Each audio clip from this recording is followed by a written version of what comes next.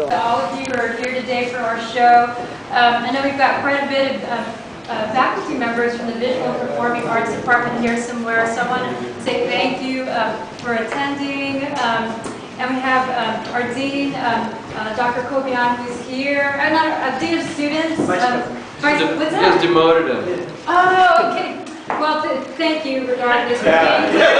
Thanks anyways. I'm so sorry. I'm trying to remember everyone's roles, but you know, I did want to preface this by saying that this is a pretty special show because it's our first faculty show ever, at least for as long as I've been here. And the only reason why this has happened is because of the great administrative leadership that we have here, including our Vice President, Art Sanford, who's over here. I hope I got your role right. And then our Department Chair back there, Visual and Performing Arts, Dr. Edwards. Marsha Fulkerson is somewhere around here. She's there you are. Thank you for being here. So we have this really great support on campus. I know Everardo is here somewhere too, one of our counselors. And so I just want to make sure I extended that thanks to all of you who are here to help support our program and make this happen. One of the great things too that we're looking forward to is the new facilities that we're going to be building in the next couple of years. So thank you all for your support. It's a very long process, but we're really grateful. Earlier on, when I was first teaching here, I was a one-person department, which didn't really make sense to have a faculty show, because then it would really be a solo show. But through the years, you're able to grow our department with new classes, more sections, and been able to hire some faculty members to teach in the studio art area. So, I want to introduce to you Ichiro Irie, who's here. He teaches drawing, life drawing, and portfolio gallery presentation. And then our new hire from just a couple years ago, Dakota New, who's here. And they're both artists from LA. They commute here every other day to teach, and they love being here. Dakota teaches drawing as well as multicultural children's art. I didn't know we loved because you guys keep coming back, yeah. And I think you told me, unless I was screaming about it, but I've been in conversation in passing. There's always some really great stories that we share about our students, and that's sort of how I get that. Okay. Yeah. So, but I think our department, at least the art program, wouldn't really be what it is today without faculty members like Ichiro and Dakota, who are professional practicing artists who bring with them experience outside of campus in their professional practices here. And we're so proud to say that many of our students have moved on to become professionals themselves, graphic designers, exhibiting artists. What else do they do? So they've done a lot. We had one student who waits tables, and bartends. What else? Work at the Hilton. There's a few of them that have done quite notable things. Jose Zuniga, he went to Otis, and then apparently in the last, I don't know how many years from Otis, nobody's got into Columbia University, which is one of the best art schools in the East Coast, and he got into Columbia, and later he graduated, now works with a big gallery in Miami, lives in New York, and has won several major art prizes, and he's doing great. And Jose Ramirez, he went to UCLA, which is another one of the most prestigious art schools in the country, not art schools, but architecture schools in the country, and he started working for one of the firms of one of its professors, and he quickly became the project manager for one of the projects, and that project happened to get selected for the Venice Biennial in Architecture, which is one of the biggest architectural events in the world, and because he was the project manager, his name is on the list of architects who are part of that kind of prestigious show of works, and several more that have gone on to them wonderful things. Thanks, Ichiro. So we're just going to go ahead and just like casually talk about the work. And as you can see, there's like a plethora of work in here, from drawing to installation and some mixed media work and sculpture. I like to start off with Dakota Noob, you know. Okay. I mean, he's got a pretty elaborate installation in front of us, and spent quite a bit of time helping us install the show. I mean, not just his work, but everyone else's show. So maybe we could just do that and say a few things about the work, and then if you have any questions along the way, feel free to jump in and ask those questions. Oh, okay. Yours, yeah. I didn't even think of something to say today. Yeah, so my name is Dakota. I'm from North Dakota. And I feel like that's a lot. Yeah, I came from the rural Midwest, and there's a lot of, like, it's very conservative, very rural, and there's a lot of, like, violence, and a lot of kind of relationships between, like, human animals, like we're hunting, killing, and eating it. So my work is sexual, violent, but also trying to be funny and laugh about it. So I mean, maybe you'll pick up that in certain pieces, like some are more out there and some are a little safer. I'm also like a big fan of sci-fi, comics. Like I think of my work as more of like an adult version of like Where the Wild Things Are. Yeah, I mean if any questions on the work, feel free to ask. But I made all of this, a painting here, and also a couple of paintings here. Can you tell us particularly about Oh yeah.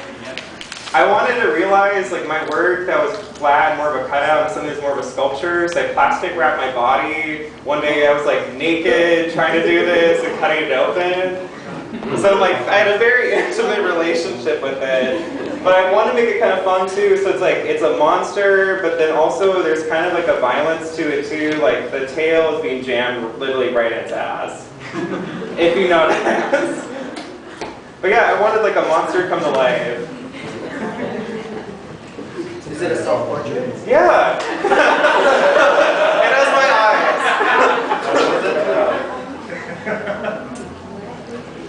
eyes. Is that what happened when Godzilla mates with Mothra? Yes. In the bad 60s movies. Does anyone have any questions for Dakota? Why did you name it Firstborn? Oh yeah, it was the first one I made, like sculpture using the technique too. I originally wanted to make more of it, but then I decided not to become a parent after this ordeal. That's it. How long did that piece take? Probably like a week and a half. Yeah, I was like drawing the leaves as I did it. Like I didn't know how many to draw whatsoever. And I started off with the legs, which you can kind of tell where they get really small. And towards the end, I was going very insane. Like larger leaves, let's go. It's a beautiful pair of legs. Right, so Ichiro, would you like to talk about your work? Yeah, first of all, thanks everybody for coming out. So thrilled to see all of you, and it's such an honor to be in a show with you guys. We all happen to be alum of Claremont Graduate University because the art department here only hires Claremont graduate alums. In case you were wanting a job with us. Just kidding. It just happened that way. Go to a public school. Yeah. I had an amazing time at my grad school. But the work you see of me is the 3 works here, and then the 6 works here, and there's one more work in the back. And I started, actually, when I was in grad school, I was mostly a painter, and I just painted figurative artworks. And then I went to Mexico City for 5 years, and I mostly painted there too. I always do all kinds of different stuff, but fundamentally painting.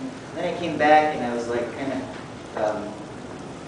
lost the drive to make a body of work in painting. So I started using accumulations, lots of little tiny things that I used as to make more sculptural works, and paper clips, and screws, and what else?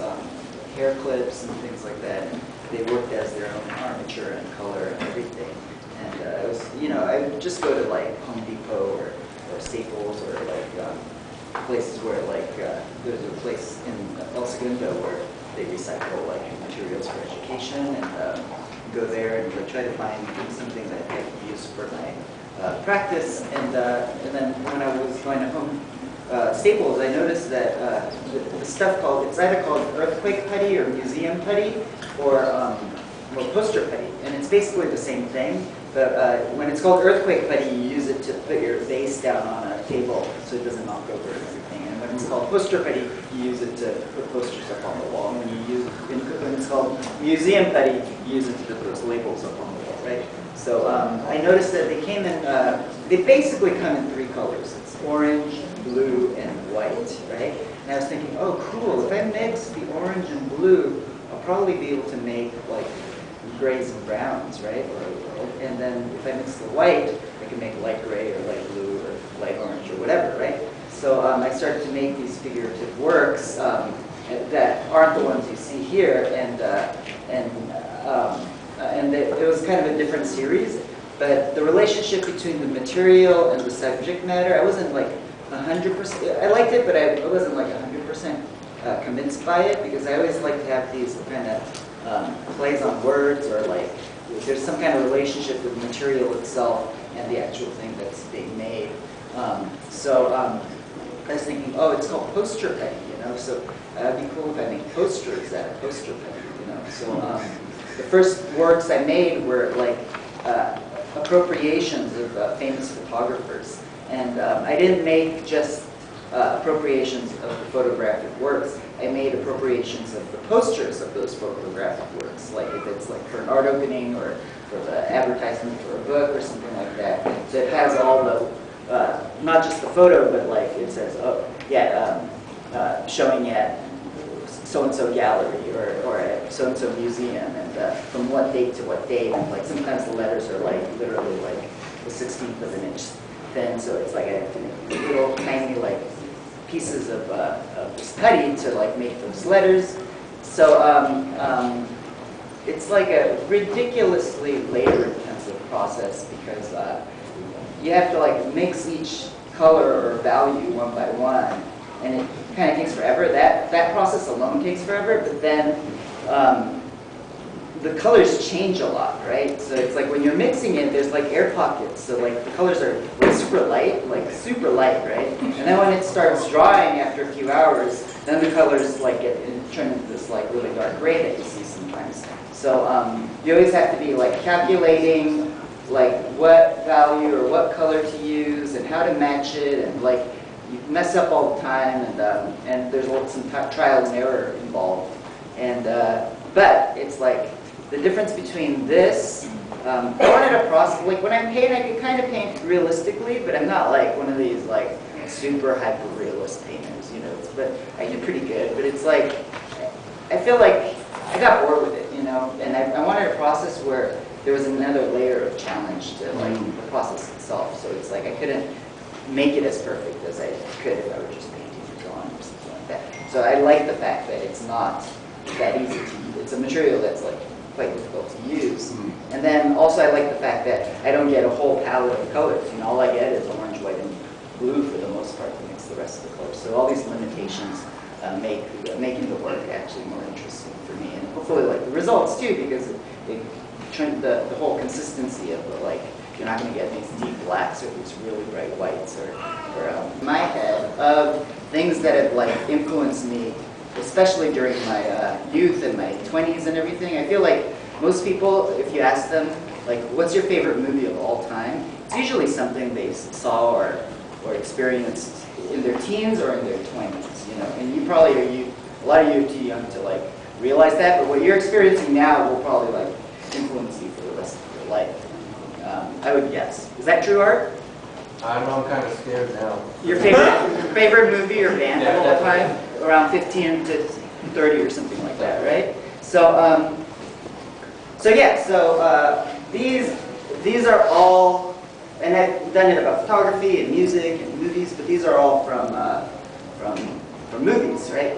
And the one on the right is a unicorn from this movie called Blade Runner. I don't know if you've seen it. It's like way before your time. One of the characters always makes these origami animals and everything, and the unicorn has a special meaning in that. So they're all named after the characters that I associate with in the movie. So that cop's name is Gap, so that piece is called Gap. And the middle piece is a really famous movie called The Clockwork Orange that Stanley Kubrick directed. And there's a scene where, like a very violent and nasty scene where he's a bad guy. The main character is a really bad guy, right? And this prop becomes like, there's a rich couple's home and there's this penis sculpture at this couple's home. And this has a very important meaning in the actual movie. And then the left one is another Kubrick movie actually called Lolita. And the Lolita is like this young girl that like manipulates and tortures this older man and everything. And she always wears these heart-shaped glasses. And then these are movies by one guy's named David Lynch. I don't know if you've heard of him, and the other guy's named Alejandro Jodorowsky, but he's a Chilean, Polish, Mexican filmmaker, and no, some friends now. But it's like there are very important symbols in different movies by each artist, each filmmaker. So all of these kind of have a meaning for me, and then when I think about it, all these movies and filmmakers are really known for making these kind of ultra-violent movies, like Blue Velvet or Clockwork Orange or even Blade Runner. And it was kind of like the start, in the 70s and the 80s of these ultra-violent movies that are pretty common now. But back in the day, it was kind of like there was a lot of shock value to it. And as a teenager, impressionable teenager, I was like, "Oh, that's so cool," And I think they're very good movies and very critical movies. But at the same time, it's like these dudes making these movies that are like really describing this ultra-violence, and oftentimes it's like violence towards women. And it made me like kind of think of my own experience and everything that's happening now with the Me Too movement. And for me, it was kind of like a timely thing to do. Any questions? Any questions for Chiro? Okay. Yes. How was your experience in Mexico City? Awesome. I was just there this weekend. Some of my best friends are there. It's like if I could work here and live there, that would be awesome. Anyone else for Chiro? Lance. I just wanted to tell you again how much I love the John Lennon piece in there. Oh, thank you. And one of the things that I like about it is that you can look at it from a distance and it looks like a poster. Mm-hmm. But when you get closer, you see the nuances and the roughness, It's a little grotesque. all right? the things that you've done artistically to make it what it is. It's just a beautiful piece that way.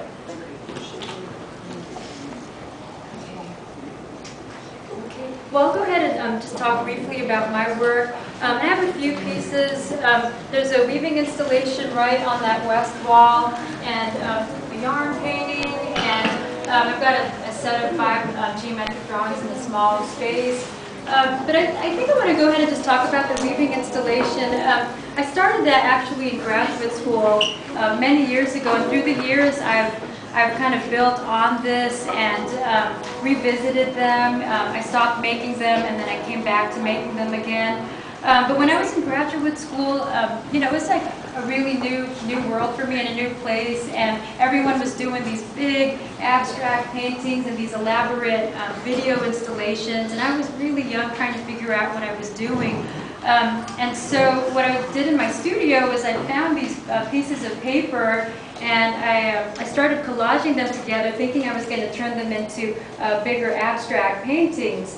But at the same token, my dad had given me this woven mat from the Philippines called the banig, and they have them in like cultures all over the world, right? So it's our version, and you take them to the park, when you have lunch, or to the beach, and you lay on them. But the mat itself had these really intricate patterns on them that I was really interested in. So I started like making these patterns with found paper, construction paper, color swatches. And then, made 10 of them, 10 turned into 100, and 100 turned into like 3,000 of them that I'd woven for my MFA show. But before I completed that series, I went home for a winter break, and my dad saw me weaving and said, "Oh, what are you doing? What is this, paper, or these kind of pieces of paper you have on the coffee table?" And I said, "Well, I'm making some work for my MFA show." And it turns out that he was a weaver in the Philippines too. And so for living in the Philippines, and he lived in the province. It was like more the, the poorer parts of the Philippines. So they had to figure out, how to make ends meet. So my grandmother made rice cakes, and then he wove like baskets and hats. So at that point, he taught me how to do more intricate weaving. So when you look closely at them, there's some that have these sort of diamond shapes. There's some that are, kind of in the chevron pattern. And so I got more interested in like color and design at that point, and was trying to think of how to look at and think about painting in kind of an unconventional way, right? Because what I was taught in school is that as long as it has light, color, and space, there are like a few things that would basically comprise what a painting is, then that would make a painting. But these were doing the same thing too. There's like light, and again the composition, there's space. But I was using a different material, and so like through the years, I've used other material. Just recently moved on to yarn, which is also very interesting because growing up, my grandmother knitted and crocheted. So all over our house, we had these like woven blankets and and doilies and beanies and things like that. We didn't really have a fancy house. Our house was sort of mixed match furniture and refurbished furniture from the thrift store, but definitely had a lot of character to it. So when I make the weavings and these yarn paintings, a lot of times they're paying homage to my family and taking this art form that's so close to my cultural history as a Filipino-American into the work, but also dialoguing with our time and the place that we're in this contemporary context. So there's a lot going on in it. I'm definitely interested in crossing fine art with arts and craft and design in the work. A lot of times they're interpretive of like movies too, fashion, graphic design, all sorts of things that inspire me. And the installation changes. I just did this installation at the Carnegie Art Museum Gallery, so that was in a different room. So depending on the design of the architectural space of the building, the weavings change with the space. So sometimes they're on the floor, and sometimes they're in the ceiling.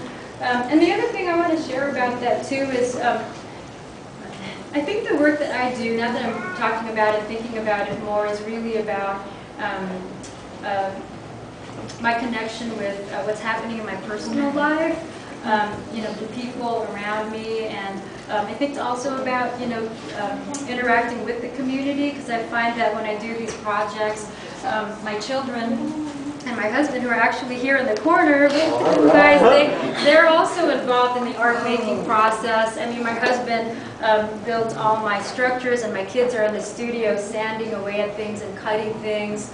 And sometimes I'll have my students assist me, and so it becomes this really nice artistic exchange that happens between me and other people. So, at the end when I make it, I don't really think of it as my piece, but it's sort of like everyone's piece, because I can look back and tell you which ones my sister did, which ones my dad did, which ones my nephews and my sons did.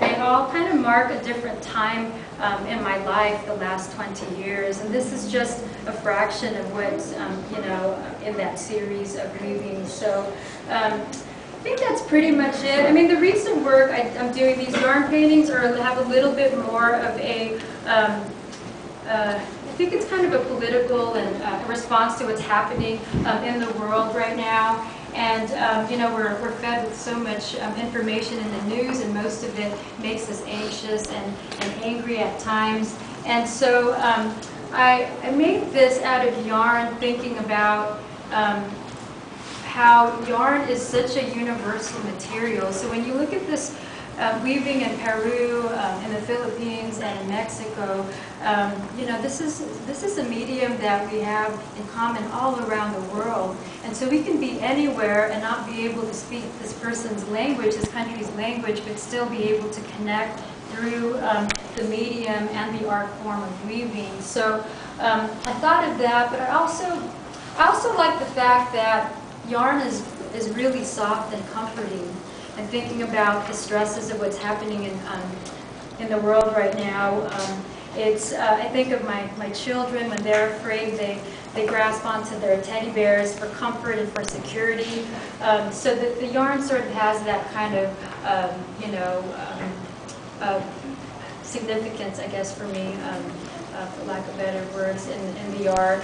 And then the word field, I started adding text to the word, which I've never really done before, but I feel like word and text and literature, all of that is so powerful in art and writing just in general. And so I thought about the word feel in terms of texture, right? So I talk about texture in my classes and, that tactile quality and how things feel.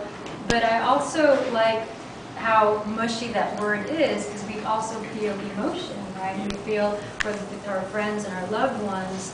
And so I think part of that is my commentary on like the levels of empathy that we're experiencing right now. Do we have enough of it? Are we lacking empathy, or do we need to be